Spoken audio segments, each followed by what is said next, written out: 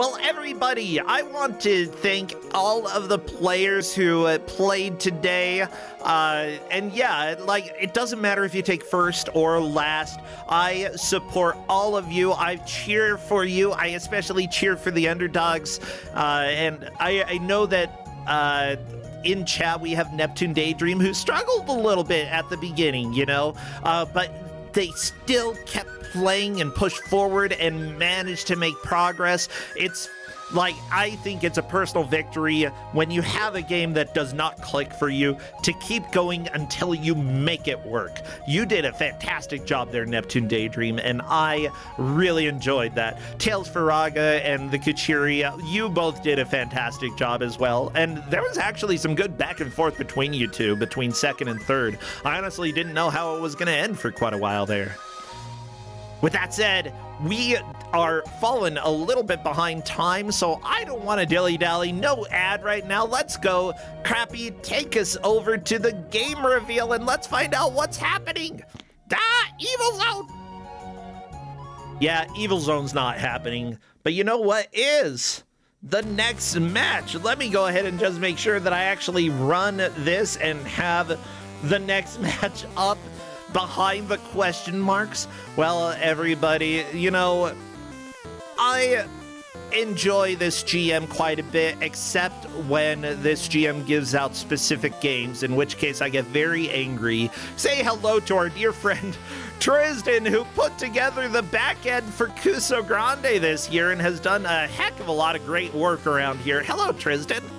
Hi, I did it again. Yeah, you did. Tristan, you put together essentially the RTMP that people are streaming towards and the method to capture, and you've made my job a heck of a lot easier this year.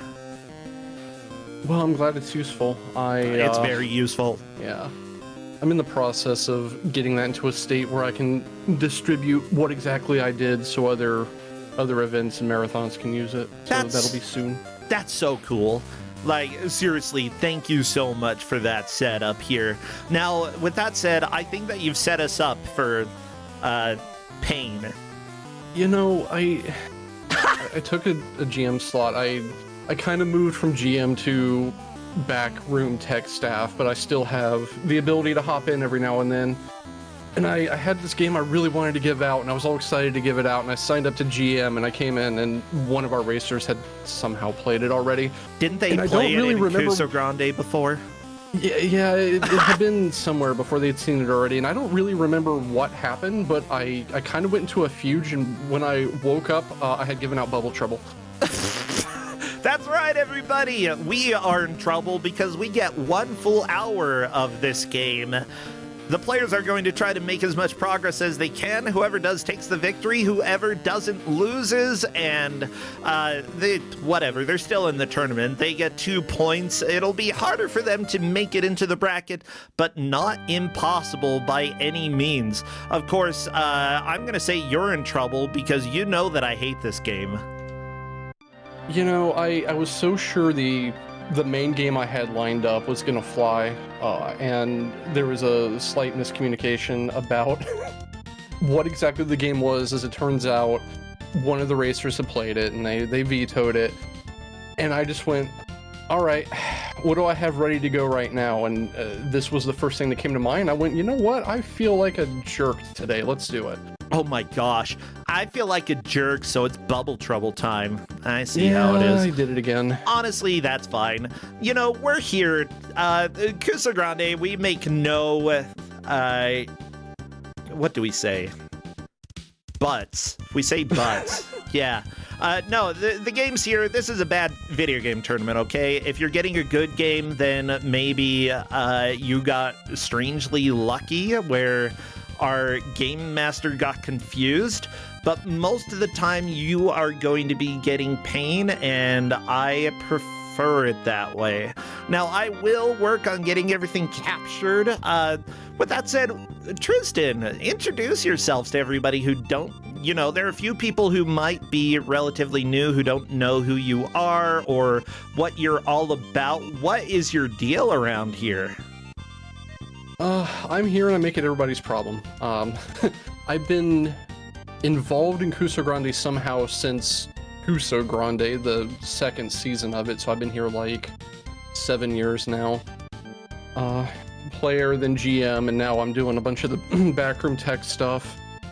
Used to be a speedrunner, kind of became a casual RPG streamer, and might be becoming a speedrunner again. I don't know. Ever since AGDQ, I've had the itch to pick that back up, so we'll see where that goes. Speedrunning, the mistake that we keep making. Yeah, no kidding. Honestly, though, I've got a plan that I am cooking up for SGDQ, which I don't want to spoil too much about what's happening, other than we've been practicing a board game speedrun called Escape. For those who don't know the game, I love it. And honestly, you all will love it too if you get the chance to see it, I promise. But yeah, I love it. I hope that you do get back into speedrunning at least a little bit if it's enjoyable for you. And if it gets to the point where it's too stressful, that's fine, you know. You don't need to stress yourself out too much. We've got, Bubble Trouble to do that for us. You know, you've made me think about something, and I really want to see this now. Legitimately want to see it. I want to see someone do a board game speedrun where they speedrun setting up, what the heck was it called? Twilight Imperium. Oh, no. Don't make anybody do that. Arkham Horror would be another option there. Just the speedrun with splits and everything, setting up Twilight Imperium. I think it would be fascinating. It'd probably be more fascinating than playing it, at least for me. I don't dig that kind of board game usually. Oh my gosh. Campaign for North Africa, yeah. Okay. I'm gonna have to send something over to you because somebody gave a response that broke my layout. And so I'm just gonna go ahead and fix this. Oh no. Yeah, simply put, if you do something to break my layout, you have done an amazing job. So kudos to them. As long as it wasn't my fault. Nope. Good. That's fine then. Oh my gosh. Okay. Okay, there we go. I think that I'm set up, everybody. There's nothing else weird going on other than we've got an hour of bubble trouble. You all are in trouble. Image.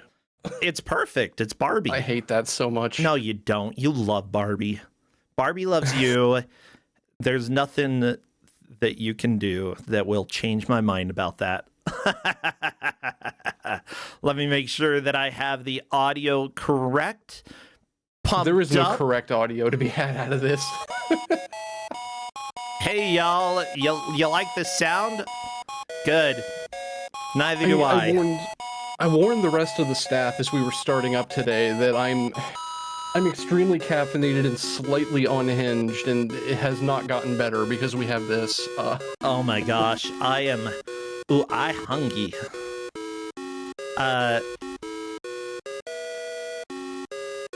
Let's see. Okay, I do see Natara's picture. Let's see. You have everything correct. Okay. Get rid of those pics, including Barbie, and let me know. I do believe you're in the wrong channel again. Oh my gosh. Shut up! Shut up! I was not typing in the ref channel again. No, I am in the same state of mind today, and I'm real glad we have some refs to be, keeping score, because I'm not going to be here for that mentally. I am very wired and very, very jittery, I guess.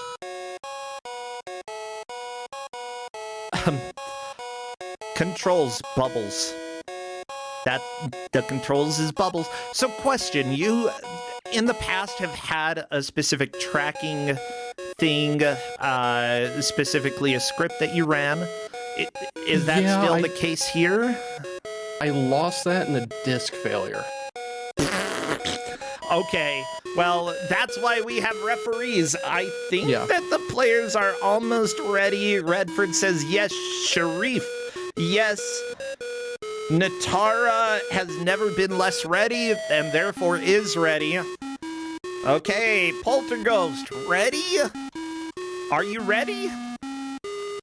I would really like a response about whether or not you are ready.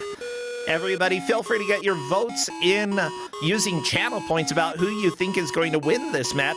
Smite, thank you for the raid. Come and join us for Bubble Trouble. This game is not good, so it means you're in the right place. Yeah, like,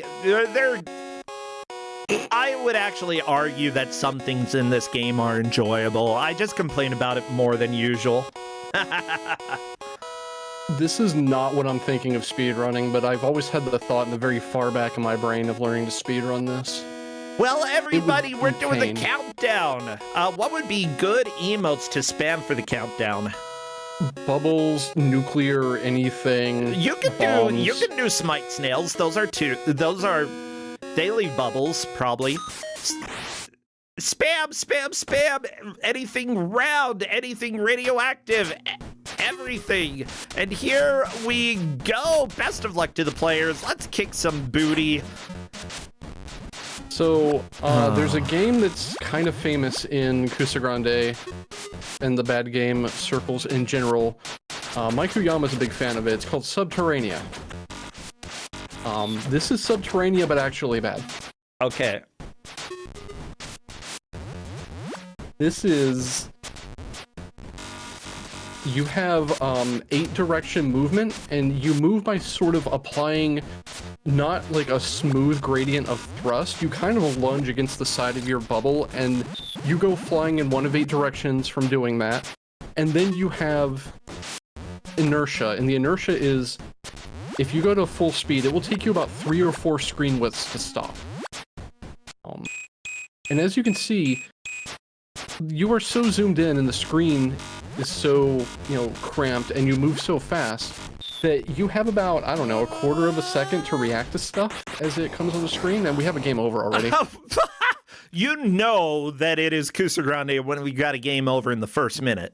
What did they do to offend me? They vetoed the softball I picked out for them. Which is specifically the softball that somebody had played before in Kusogrand8. Yeah, maybe that was my fault. Oh, that sucks. No, I have to laugh about it, Tristan. I have tried doing that before as well. There have been times that I try to give a game out and someone's like, you gave that to me. Then I give out another game and they're like, you gave that to me too. And I'm like, okay, I didn't give you this game. And then somebody else is like, bro, you gave me that. Yeah. I mean, I'm at least ahead of the game. In Kusogrand8, when I was a racer, you tried to give me a game I had the world record in. Oh, yeah. I remember that. I don't remember what game that was, but... Home Alone. Oh, Home Alone NES? Home Alone 2, Super Nintendo, yeah. Oh, okay. Oh, I love that game. I wanted to print that DM from the handout and frame it, but... not enough. There's plenty of bad games. It's just... So, the story of this, we have this giant, master record of every game that's been given out in Kusogrand8. And I searched it. The search came back with nothing, and then I tried to give this game out. One of the racers said, I played that, a couple of years ago, and I went and looked again, and the search found it. I blame Google. Google?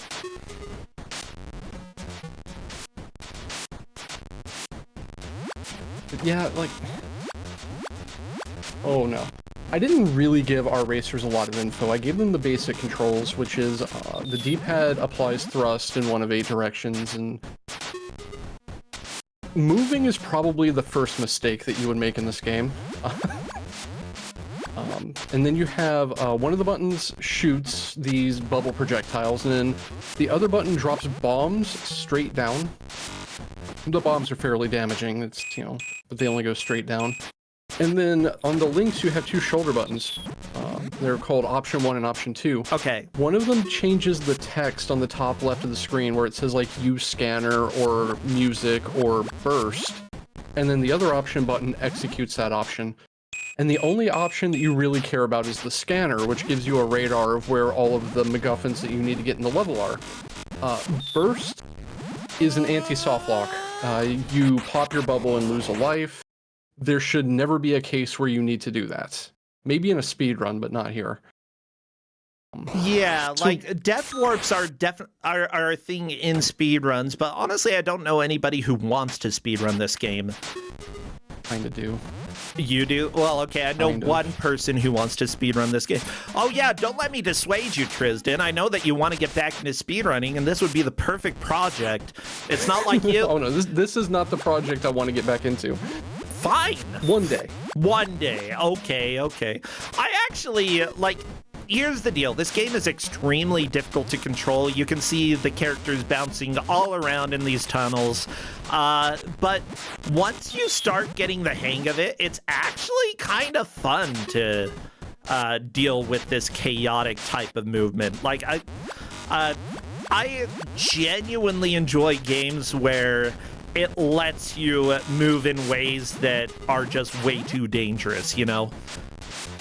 So my favorite thing that I love pointing out, and you know, every time I bring this one point up, everyone goes, wow, that's so terrible, but it really fits into how the Atari Lynx is designed. We see the beginning of the game over screen, and then our racers immediately reset the game, right? Yes. That is because the game over screen is a soft lock. Well, it's partly the design of the Atari Lynx. Yeah, there's a reset button on the button cluster, and you're just expected to reset the game when you game over. Yep. Most Atari Lynx games, when you get a game over, you have to hit reset. So that's not unusual design for the handheld system. However, it is unusual design for a video game system to require you to hit reset. Why, Atari? Then again, like, thinking of a lot of old school Atari consoles, like, generally, like, Atari 2600 games, if you let them run too long, weird things start happening. You know, other systems that Atari made, it just, you know, a lot of the times they had sort of less than professional developers working on games, so you could have unexpected memory leaks, and you just have to reset the game eventually. It sort of makes sense to, like, if you've had that history of games that needed reset, it makes sense to have it built in. Oh, and you know, some games that were on set-top consoles did far worse. I've heard stories about games that would write like a quick save to non-volatile RAM or even just like the disk and then completely reboot the system as some kind of like hidden loading screen to get rid of memory leaks. Like, I can think of far worse things that have happened with video games than game soft locks on game over and forces you to hit the reset button. Yeah. So we've got a fun question in chat, Tristan, and I'm sure that you have not one answer, but two answer. What is the lore? The lore of this game depends on if you go by the manual or the actual game's attract mode. They are completely different. Yep. The lore from the cutscene and or the opening text crawl is that the guy was taking a bath, had a drain clog, and while trying to clear it, got sucked down his drain and ended up in the bubble universe, I guess. The story from the manual, or I guess the insert, is that you're some kind of nuclear scientist who was doing science on interdimensional travel and got stuck between dimensions in a hyperspace bubble. Yeah. And never do the two stories intersect, that someone didn't talk to somebody when designing this game. That's probably... That's pretty indicative of, like, how the development for this game works. I gotta be honest, like... This is one of those games where if you see about 10 seconds of gameplay, you've seen the most of the gameplay that you're going to see in this game. Like, it's... There's actually stuff to do in this. There are multiple mechanics. There are various upgrade items that you need to use. There are various items that you do not want to use. But honestly, if you're just watching it without knowing any of this stuff, you're not going to notice any of that. Like, it just is kind of a fever dream to watch until you start understanding the mechanics behind it. A lot of Atari games seem to be that way, though, you know, that especially old school Atari, that if you don't read the manual, you're going to be completely lost about everything that's happening. And that wasn't necessarily true for a lot of Lynx games, but it is for this one. Like, we keep seeing use scanner. I know what the scanner is. What happens when you use the scanner is that it shows you a radar image, essentially, of where the nuclear stuff is that you need to collect. Other than that, what are the other items that we have? Or the other powers? Well, that's the only one in the menu that's really useful. Like I said, there's burst in the menu, which is just like anti-soft lock, lose a life, and then you can turn the music on and off. I told the racers they have to leave the music on. It's inoffensive except for the title screen, in my opinion. Isn't there one that, like, turns off oxygen or something? Yeah, you can turn on a hard mode that makes you drain health over time. You know, because people want to turn that on. Yeah, that's questionable. That was then very you can pick up some things to make your projectiles stronger around the map. There's health recovery, there's things that make your bullets pierce. But for the most part, they don't do a whole lot. I mean, the health does. The weapon upgrades don't do a whole lot because it's this. Everything's bullet spongy. Oh, and probably one of my favorite things about the game is you don't bounce off of enemies, you'll just intersect into them. And this is the kind of game where you take damage every frame you're inside of another enemy. Now, Chad actually has an important question here because Natara has not been shooting at all. But everybody else has. Natara had some kind of control problem before even the handout. There was some system hardware issue they were having, and we got that mostly resolved, and my notes do rather explicitly point out there's a button to shoot. So I don't know what's going on there.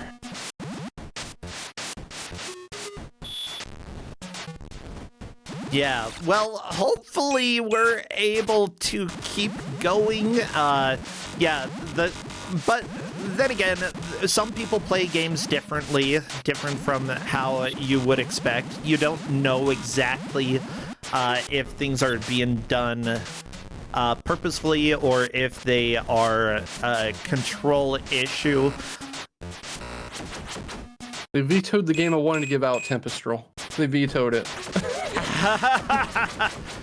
Yeah, for those who are wondering, in the VOD, Tempestral showed up and asked, Tristan, why?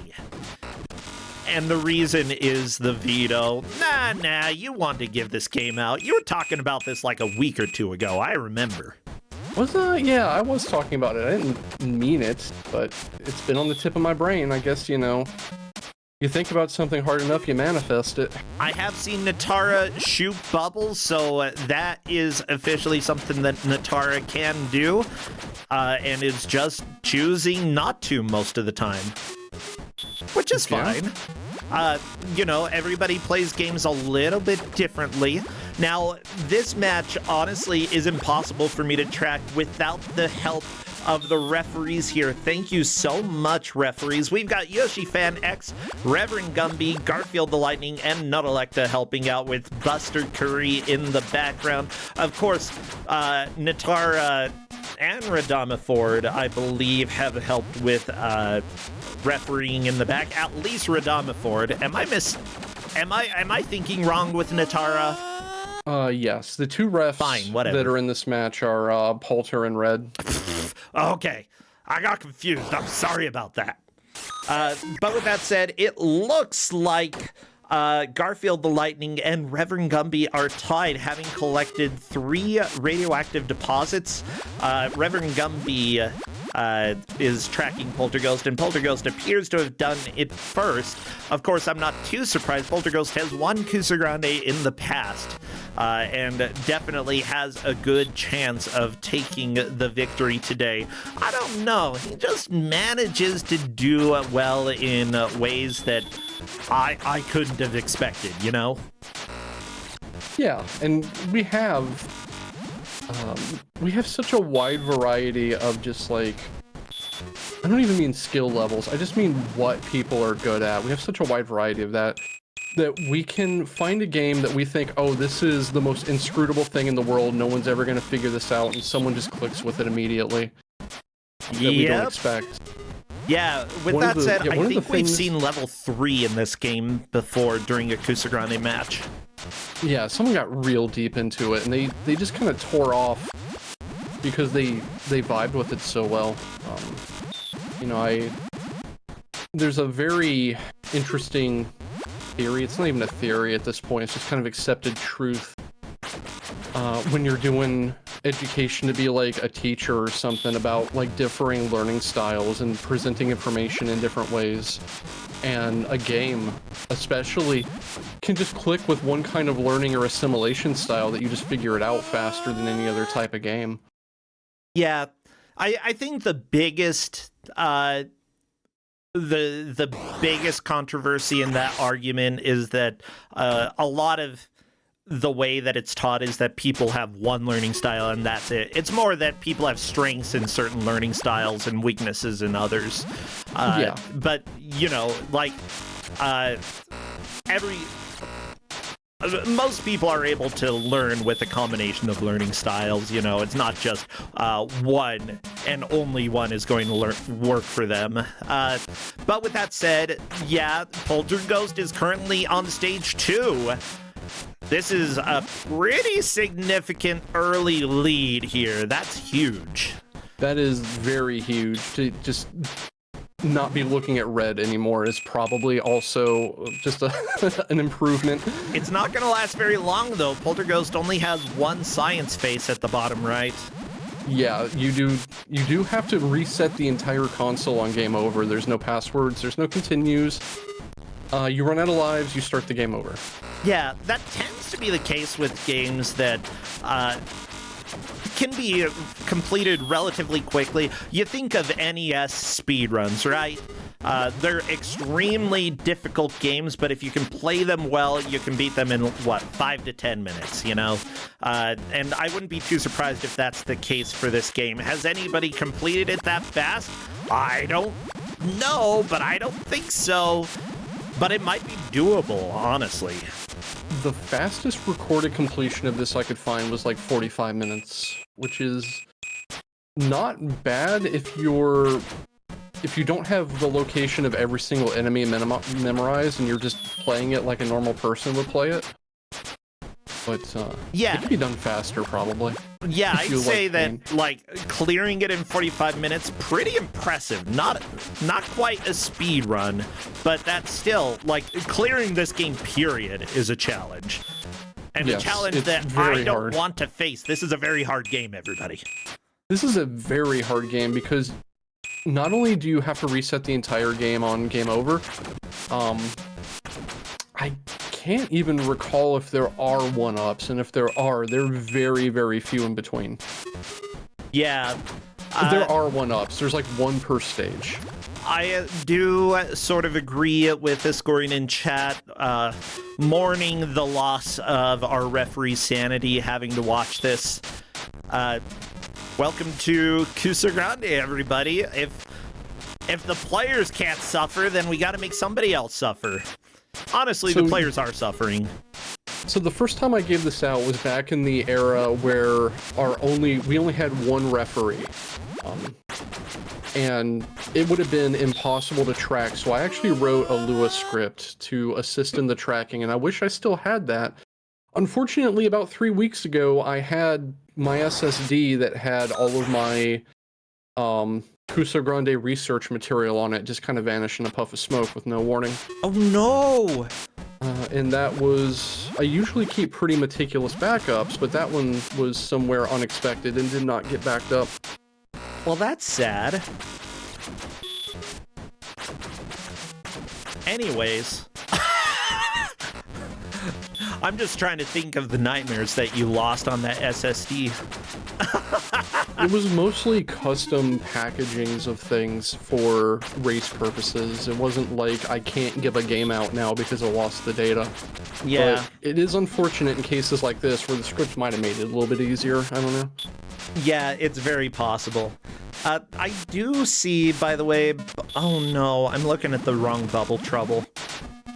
Of course. Yeah, there are multiple Bubble Troubles in this world. Are you looking at the one for the Commodore that's like a bathtub with like scrubbing bubbles in it? I love that game, okay? I played that like to pieces. Every time I think of Bubble Trouble, I think of that game. And then no, it's stupid scientist in a bubble.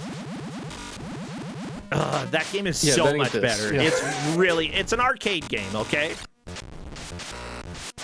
And honestly, highly recommended. You get to be a bubble in a sink, and you collect other bubbles, become a bigger bubble. You don't want to go down the drain or touch anything spiky, and you want to clean it. You got to keep it clean. Yeah, it's also on Atari. I believe it was an arcade game at some point, but I could be mistaken. It just feels arcadey. Now, with that said, the main developers here are Lore Games. I don't know too much about them. They made Fat Bobby, Kung Food, Highlander, the last of the Mech Leods for the Jaguar. I don't know what that is. Mech Leods? That's what it says. Mac L-E-O-D-S. How do you pronounce L-E-O-D-S? It's McLeod. McLeods? Yeah. Well, that's a crappy way to spell cloud.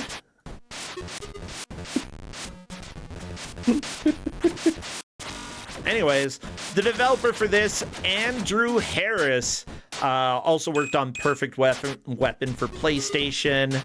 Not a whole lot of games in his history, but, like, I mean, how about Aragon for PSP? That had to be a good game. No. Don't laugh at me like that. McLeod. Whoa! I'm not laughing at you. I'm laughing at Aragon. That game is, no. That game is no? That game is no. Yeah, I believe it. Well, I mean, Over the Hedge, Hammy Goes Nuts. They worked on the multiplayer part of that. That sounds good. There is no way that's good. Okay, Need for Speed Hot Pursuit 2. One of the software engineers for that. That is potentially the best game that this developer has worked on. And honestly, you know, even if you make bad games, most good developers are going to make one or two bad games. Most quote-unquote bad developers, which I don't really believe there are any, you know, but most of them are going to have one or two really good games come out, you know? It's just they end up working on a bunch of projects that management doesn't give time for. You know, that tends to be the case. Radama Ford volunteering to Pop, possibly to do a warp back to the beginning of the level. I'm not sure if death abuse is good this early on, especially since you do not get extra lives if you beat the level. But Radama Ford doesn't know that at this point, you know? They haven't gotten to level 2. I could see it being a viable strat if you are so low on health you're sure you're not going to get back to where you would go death abusing anyway. But, yeah. Okay, Natara starting over, going to the bathtub, which is one of two lore stories here. Good.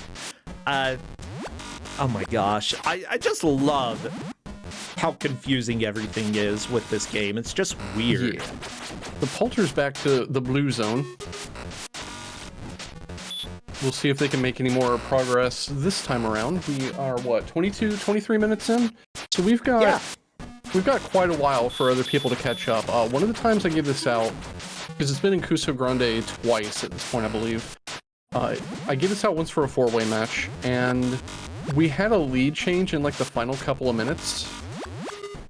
So this definitely isn't one of those games where you get ahead and you just win the match, especially since you game over so frequently. Oh yeah, you game over a lot. But I'm looking up the developer, the guy who programmed and made this game, Andrew Harris, and the best bet that I have for who he is and what he's doing right now is there is a person named Andrew Harris who works teaching computer science at Ball State University. I've never heard of the state of Ball, but Ball State University, Andrew Harris, senior lecturer of computer science. He likes to teach freshman computing and game development. And there's a possibility that it is that same person who made this game. And if so, then I think that's pretty freaking awesome. Yeah. That's a fairly common name, but it seems a little uncanny that two people with the same name would be doing something so similar. I know there's also an Andy Harris in the UK who makes video games. Oh, okay. Uh-oh. There are too many Andy Harrises. Where are the Andy Harrises? Which one? Oh, that is terrifying, Natara. Yeah, but I guess the big question is, where was this company located? Lore Games. Lore Design Limited. Where are they from? Let's see. Let me see what I can dig up. Lore Design Limited. Oh yeah, it was only published by Telegames. I was thinking, that doesn't sound right. I thought Telegames did this. No, they're just the publisher. Yeah, other people, like, we do have some people getting, like, some UK vibes, and considering that they worked on a game that has a Scottish title, I wouldn't be too surprised if this is a UK game. Atari at that time also, like, even though Atari was founded by a guy who went to school literally in my town, and who also founded Chuck E. Cheese, thank you so much. You know, they became pretty tied, especially in the 90s, to the UK. You know, Infogrames ended up merging with them. I'm not sure about Titus, but Infogrames for sure. And it's like, they definitely move much more towards development in Europe.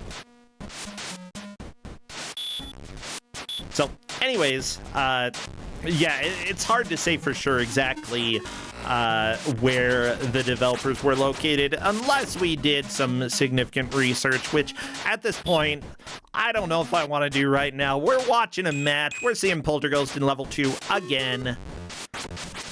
Because, you know, why not? Why not be in level 2? Why not be winning? Honestly, you know, our referees have a very difficult job keeping track of how many of the radioactive materials the players have collected. So thank you so much for being able to keep your eyes on this. For screens, there is literally no way that I would be able to track this on the fly. It is very difficult. Natara, though, is pretty close to beating the level, I believe. Let's see. That is like, yes, game over. No! Well. So what happens? When you collect all of them, do you just immediately move to the next level, or do you have to go somewhere? You immediately move to the next level. And okay. The way it works is, the first level you need to pick up 4 of them. And as soon as you pick up the 4th one, you warp to the next level. Level 2, you need 5, and then from there, I believe you you increase by 1 for every level, so 6 and then 7. Good news, it looks like Radamaford has also beaten level 1, now putting the heat behind Polterghost. Then again, Polterghost doesn't know how far anybody else has made it, so, you know, the important thing is to think, if I'm struggling with the game, other players are struggling with it, you know, so there's really no need for me to stress out too much. You know, a lot of the times, if you start stressing, you start doing things that are a little bit stupid. Poltergeist on to level 3 already? Oh yeah, this level. It's green and gross and. So the fun thing about this level is there are things that pop out of the wall and just kind of shoot you. They're all over the place. Oh, I believe it. So they just start embedding enemies in the walls of the stage. There were, yeah, like that spike sticking out will just shoot at you, these green shurikens that are very hard to see. And if you were on the original Lynx, I don't think you could see them. They'd probably be invisible. Now, question, yeah, shield. What is that? A shield? Yeah, so that makes the border around the health bar flicker for like 5 seconds, and you either take reduced damage or you're invincible. I don't remember which one. I saw Poltergeist still take a little bit of damage, but it was significantly less. Yeah.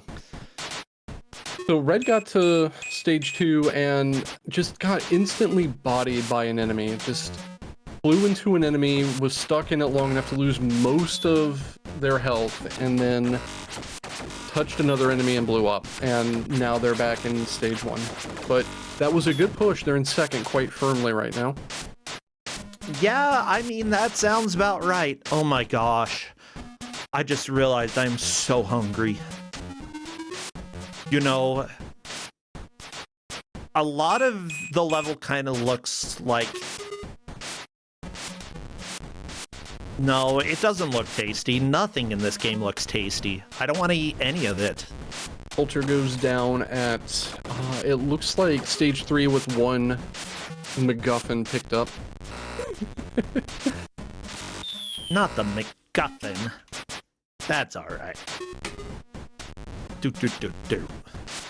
Polter called the thing that killed them a jump scare blood bubble, noting they hate them quite a bit. And yeah, you have no warning that those are coming. They just kind of show up on the screen. And then you hear the awful "I'm taking damage" sound and you panic and... Yeah, this game is more sound than game, I'd say. Like, there are a lot of sounds in this. A lot of them are very familiar to people who have played old school Atari games, though. I grew up with the Atari 800 XLs. XL? I think that's right. I think that's right, yeah. I grew up with that. I played a lot of games from the era, and honestly, yeah, everything that you're hearing here is pretty classic Atari. Why they have these sounds on the Atari Lynx?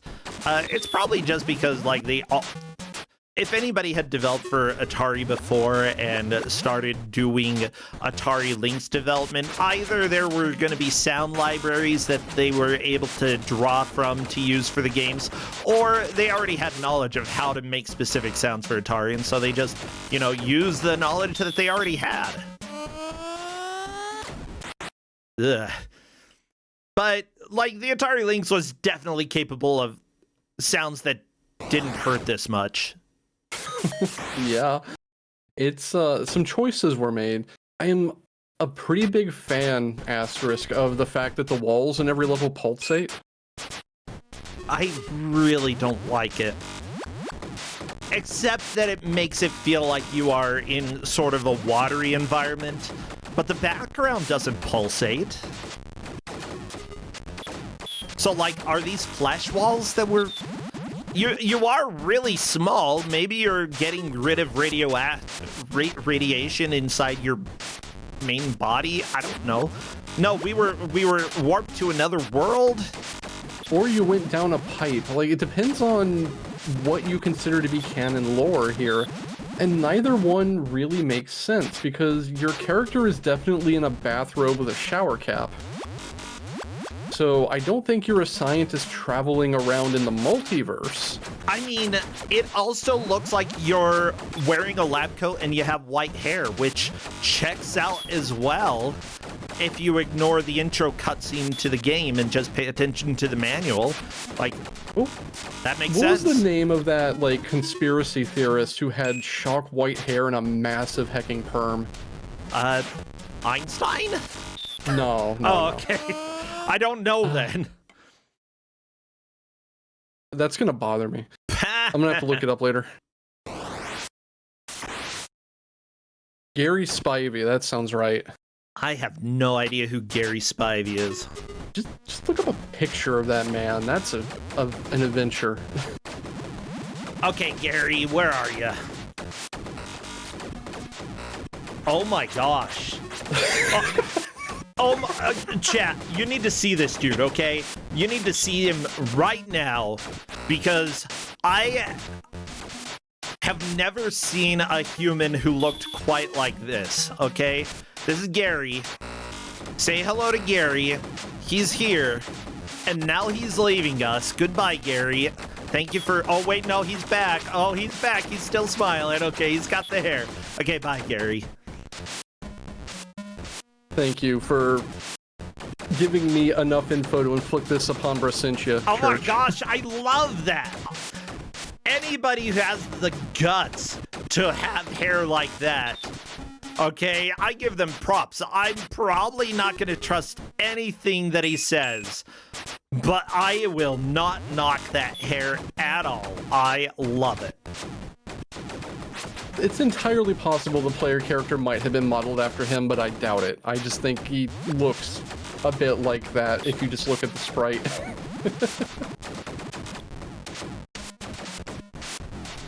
Oh, okay, he's a psychic. Yeah, that checks out. I gotta be honest, okay? Yeah. With that said, unfortunately, the players were not psychic about what this game was going to be today, and maybe that's for the best, you know? Kusogrand8 is a blind racing tournament. The players may have seen a tiny bit of the game, but not enough to really affect how well they're going to play. They're going into this essentially knowing little to nothing about the game. You did give some basic controls, some basic information on how the game works, but otherwise they're just figuring this out on the fly. Of course, Yeah. it really depends on the game and the GM, how much information we want to give them, how much, you know, occasionally there is a lot of information inside manuals, and so trimming that down so that they have the core important information can be helpful. Or, like, there are some times that they don't really get anything. They get what I call the grandma's house experience, which is you go to visit your grandma, there's nothing to do, but she's got an old video game console. You grab one of the games in her closet. It doesn't have the manual. It doesn't have the box. You don't know anything about it. Slap it in the console, play it. There you go. You're just going into it with no information at all, and you just make do. Sometimes the players get that experience. Grandma's house. I would call this the rental insert experience. Dating myself a little bit, but there's the rentals where they used to give the manual out with the rental, then someone lost it or destroyed it, so they got one of those like 5x4-inch laminated inserts they just glue to the inside of the box. Oh yeah, that has very basic information. Yeah, permastruct stuff. What's a permastruct? It was one of the... So the laminated inserts that they glue to the inside of the rental boxes, some of them were bespoke, made by the rental store, but there was also a line of them you could just buy from another company, and they were called permastructs. Okay. And they had their own mascot and everything, and they're bright orange, with like permastruct and a big comic, oh my gosh, boom sort of thing on it, and then yeah, I found just an image. Yeah, really compressed instructions that about 70% of the time were wrong. Look at him, he's punching the permastruct. Yeah, exactly. It says, he's saying, here's your instructions. There you go. Permanent video game instructions. So perma for permanent, struct for instructions. Permastruct. We've got red on stage 2 with 3 lives this time, so I'm hoping we'll see some progress out of red, because I don't ever want anyone to just pick up the match and run off with it like Poulter's been doing so far. I want to see Oh, wanna I'm see fine something, with, you know? like, I love for lead changes, but also if somebody just kicks butt at a game for no good reason, I am fine with that as well. However, you know, Polterghost is taking a little bit of a break, and Polterghost is like, oh my gosh, you know, I feel like I peaked 20 minutes into this game. That's the thing, like, as soon as you start getting the hang of it, you feel like you can go faster. But when you start going faster, this game punishes you. Yes, very much so. Sharfer says, I hate this. I don't typically like handing out games that wipe your progress on game over like this, but, you know, if it didn't, we would probably see 4 completions, because it only has 5 stages in it. That's like 4 stages too many, okay? I don't necessarily disagree with you. We just need a ROM hack of this game that's Barbie in a bubble, and Sharfers will play it.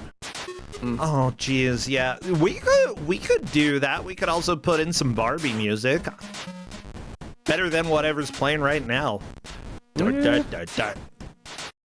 Barbie music's good. The title screen music is the worst audio in this game, and everyone had to listen to it while we were setting up. Yeah, luckily I don't remember the title screen music at all anymore, and I am going to live willfully ignorant on that point.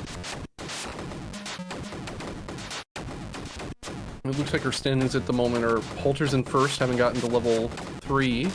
Red is in second, being the only other person to have gotten to level 2. And then Sharfers is in third, and Natara's in fourth. Let's see. I just completely ruined my window manager. No! Well, while Tristan tries to fix everything... Nope, I've got it. Everything's good. Okay, never so mind. We've got... Sharfers has 3 pickups, Natara has 3 pickups, but Sharfers got the 3rd pickup first. Yep. Not too much ahead of Natara, though. Just a little bit over a minute. Ugh, the game over music might be worse. Oh, I love the game over music. It's so crunchy. It's so Atari.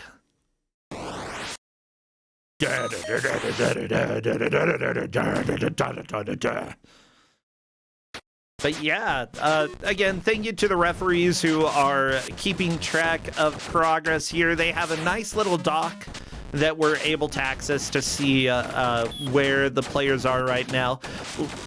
I have to say, the person tracking Polterghost gets to relax a little bit. Until we see green on the screen, they don't have to keep focusing too much. Those watching Natara and Sharfers also get a little bit of a break because, you know, as soon as they pick up the 4th collectible, that will be moving on to level 2, so it'll be pretty obvious when that happens. Yeah. Radamaford, though, is the one who could potentially make some progress here, so we'll have to see how Red is able to do.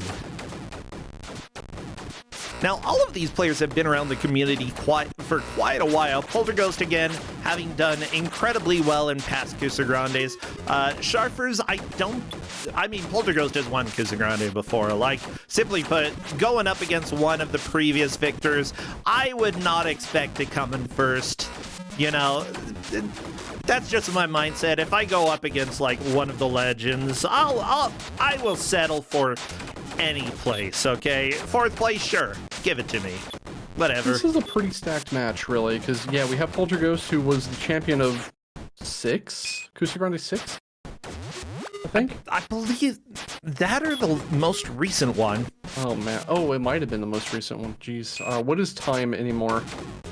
I don't even know anymore. Yeah, so Polterghost is a former champion.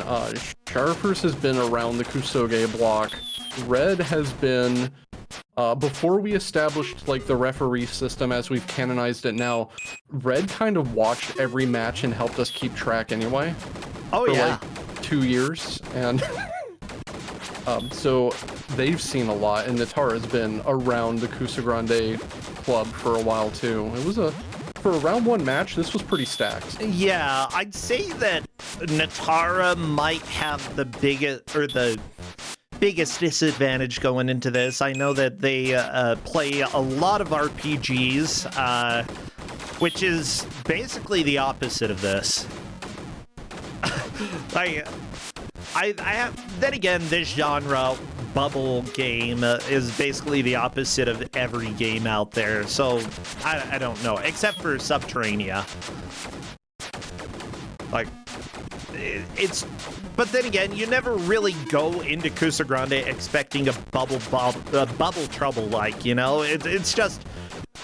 or a Subterranea like. It's one of those genres that you very rarely can prepare for.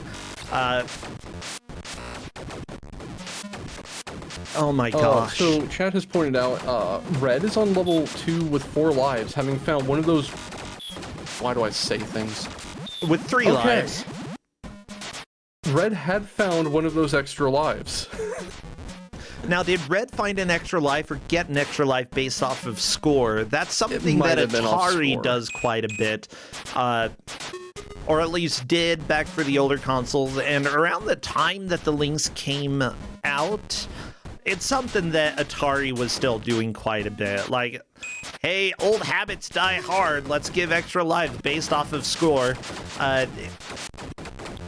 Yeah, and that wouldn't be atypical at all for a game coming out for the for an Atari system at that time.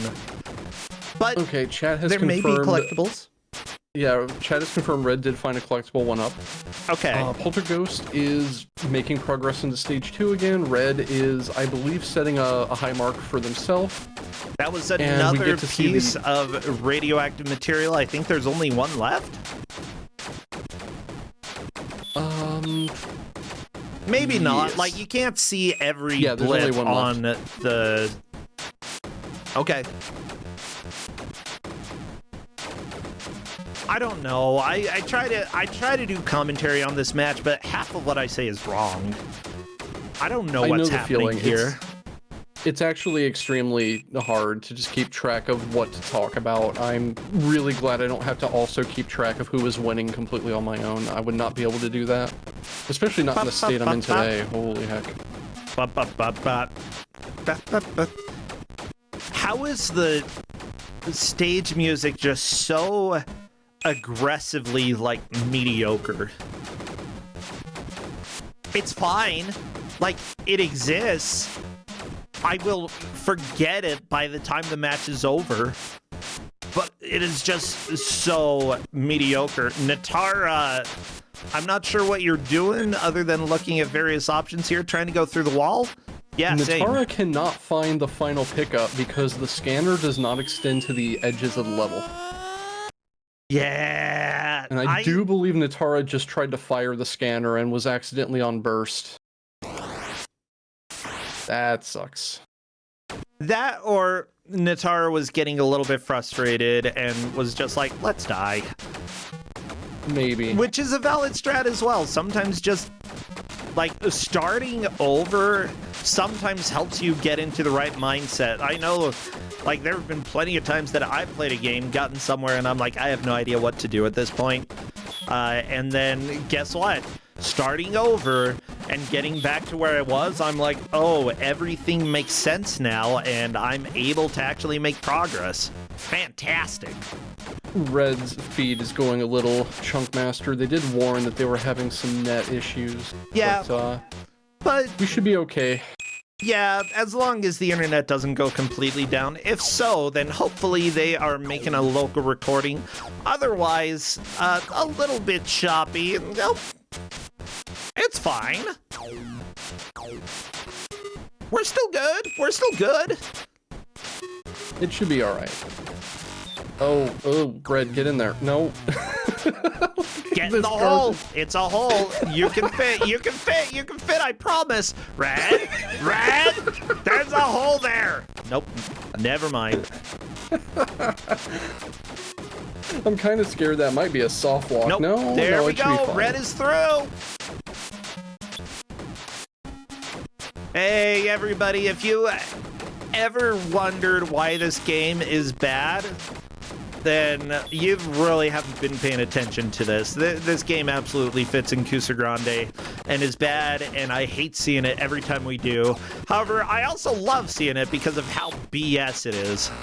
This is very much a game that I would love to see people just give a try to, and you can see how wonk it is with how little time you have to react to stuff. You can see red bouncing off walls because the wall shows up and then you have so little time to react, you hit it. I'm pretty sure you made me play this at some point. I'm sure I did. And I would again. Well, you shouldn't. Dumb choice. Hey, my name's Tristan. I do dumb things like make Prosentia play Bubble Trouble. It's a dumb thing that I do. No. I can't bash on Tristan too much because Tristan put together the back end for Kusogrand8 this year, the streaming server that we have in order to capture everybody. It's made my life a heck of a lot easier. I guess I can bully you a little bit. I only bully friends. Yeah, Maybe that's why I don't have so many friends. I don't know. It can be fine in the right circumstances. It's kind bullying. Hey, Polterghost is on level 3 again and has found at least one ore deposit. I mean, uranium deposit. Whatever. Why are there deposits in Bubble Land? I don't even know. Why do you have radioactive deposits in your plumbing? My doctor asked me that. Anyways.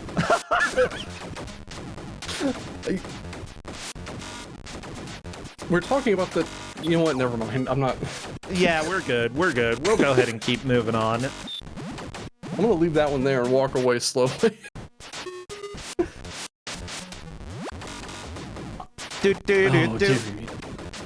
So we have Escorian in chat saying, I bet that the level loops around. And you know what? It doesn't. As far as I'm aware, it has an end. Yes, there are walls at the top, bottom, left, and right. You cannot loop around. Everything is sort of set on a squarish map, and you just have to deal with it. It's a maze. It is a very innovative maze, let me tell you. It's all diagonal, too, which is the weird thing. Like, why... I guess they did diagonal so they could maximize the use of the screen real estate, but it's still not enough. I think also the bouncing. Like, bouncing in this game is actually pretty satisfying when you do it. And when it's you mean comedic. to, anyway. Yeah, like, well, there's something to be said about the joy of uncontrollable games. Like, there's a reason Goat Simulator became popular. It's Polterghost just got completely bodied, full to dead, against a spike on the wall. Yeah, like that one.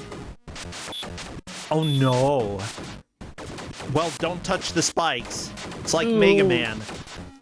Yeah, that's how fast you can go from fine to just like one hit from death. Yeah, it's serious business. You like contact damage. You don't have iframes in this game. You will take damage over time if something is touching you. If something's not touching you, you're fine. Until you're not. Escorian's asking if there's a time limit. There's not a time limit by default. You can turn one on if you want, and it's a slow health drain instead of an actual time limit. Yep, what it says is that it's limited oxygen, but as it turns out, you run out of oxygen, quote-unquote oxygen, if you touch anything, because why not, you know? This game is horribly internally inconsistent. Do I keep giving Atari games because I play Go? I do play Go. That's actually really cute. I like that. Now, I have a question for you. Do you know what the main character's name is? Travis. It is! His name is Travis. You are Travis, arriving in a huge world built of bubbles. Travis is luckily rescued by a friendly denizen of this bubble world, one of the rare free-floating air bubbles. The bubble... That's right. Your bubble is possibly sentient. Which honestly raises a heck of a lot of questions. Why is this bubble trying to save you? Why? I'm not sure. I have learned to just not think about the plot. Red is on stage 3, by the way, and has 4 lives. Yeah, you can use the bubble to negotiate the world and to protect from the hostile environment. The only hope of survival is to find the right radioactive deposits that will allow Travis to use the projector to go home again. Meanwhile, he can use his equipment to help defend the bubble by causing it to manipulate the surface of the bubble and send shots streaking across the void. Red might actually overtake Poltergeist here. Oh, are you serious? We have a contender? Look, yeah, Red has four. Close. Like, Red has 4 lives. This is huge.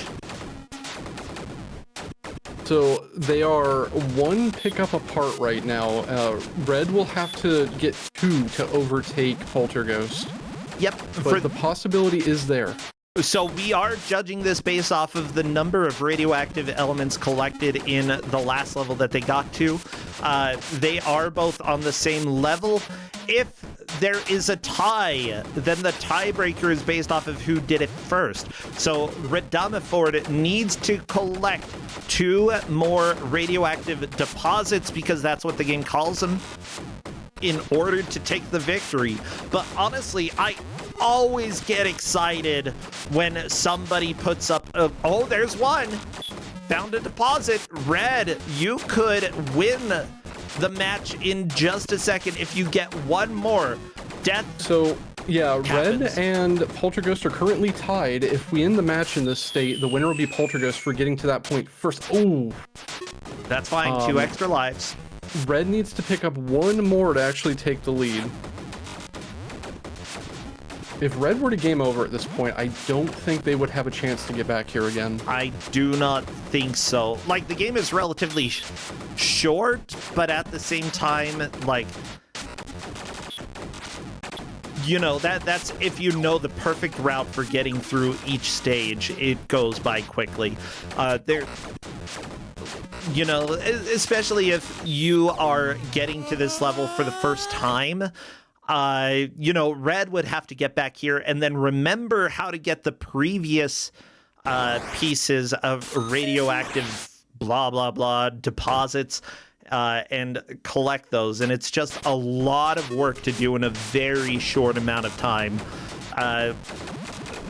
Yeah, This is really rough, 'cause hoping, though. Red needs to go slow, but not too slow. Yeah, the thing is, Red doesn't know how far behind or ahead they are of anybody else. So really, the biggest thing, don't psych yourself out. Just try to make a little bit more progress. You know everything is here to murder you. So don't,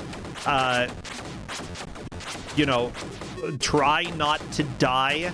But also, Red does know there's only about 3.5 minutes left. This is something that you should be thinking about, you know. What can I do in this remaining amount of time? I clinch every time Red gets a burst of speed and then an enemy shows up on screen. The enemies are brutal. They just destroy your health. Yeah. These shurikens aren't helping either. Like, if you don't Why are have there the stream, shurikens in the bubble land? if you don't have the stream on big, you can't even see these. They're just little tiny 2-pixel green stars, and it's awful. Okay, Red is very close to a deposit, and I think it's a straight shot to it. If you go up and around, or was it down and around? Probably down and around. maybe down and around.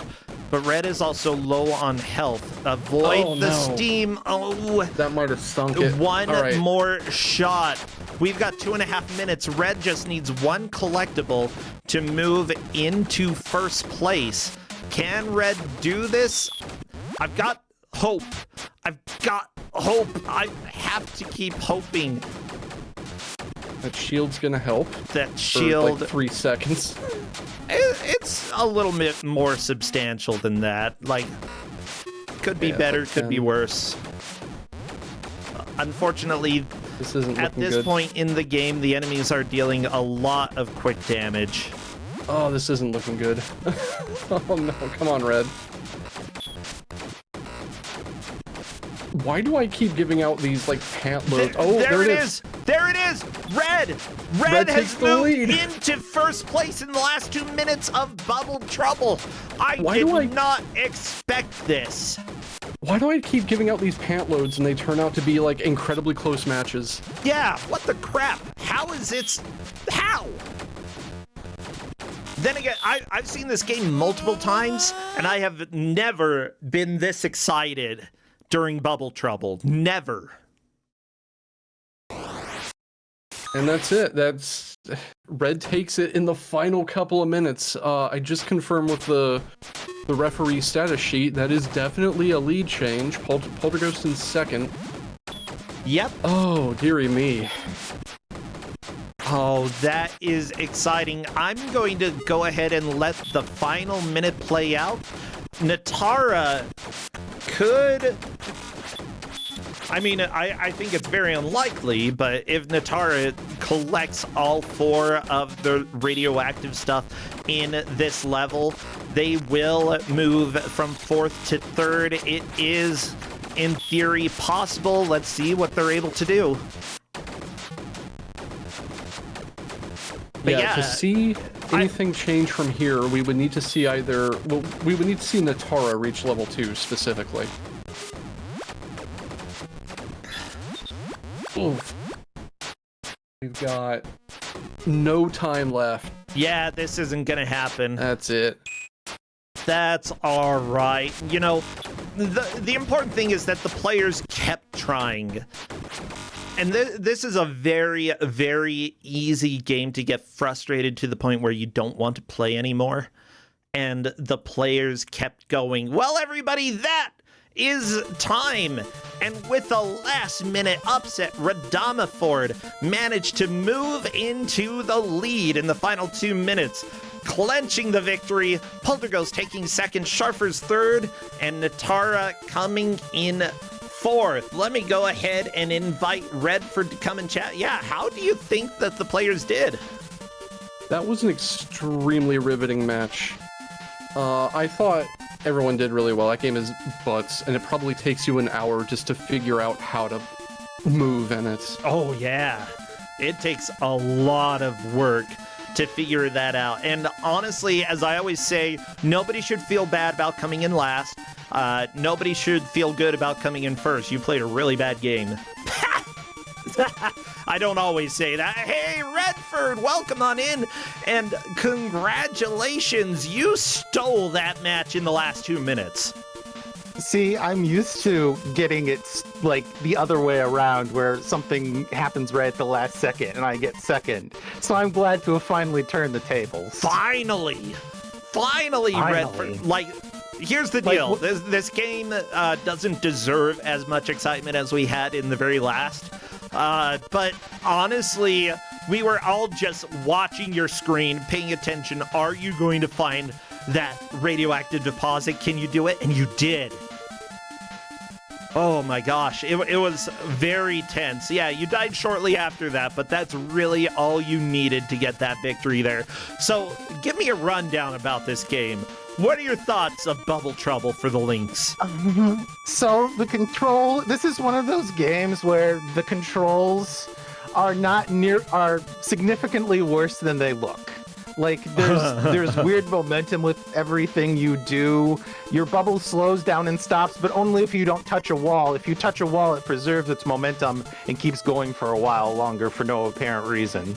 You only shoot in the direction you last moved. That's why you saw me doing some really weird things where I'd like tap up, like I'd move away from an enemy, then tap back towards them, so I'd move towards them a bit, then momentum would stop me, and then I could shoot at them safely. Like, that is a thing you needed to do to kill the enemies. Yeah. Just trying to deal combat at all is really frustrating because of how much everything bumps, how tight the corridors are. But at the same time, the game forces you to, because if you don't, you're gonna die. Everything deals constant damage. yeah, all the enemies do way too much damage, and the good thing is, if you kill an enemy, it stays dead forever, which was really useful in a lot of situations where I'm just wandering around perpetually lost looking for a radioactive deposit in stage 2. Yeah. I love that Sharfers, by the way, hopping in and saying that was awful. I've played this game before, okay? I hate it. I hate this game. I do not voluntarily play it for a reason.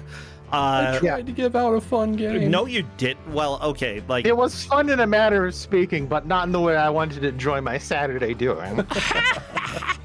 But that's sort of the fun of round 1 for Kusogrand8, you know? There's some GMs who are throwing out games that are a little bit kinder, and some GMs who are like,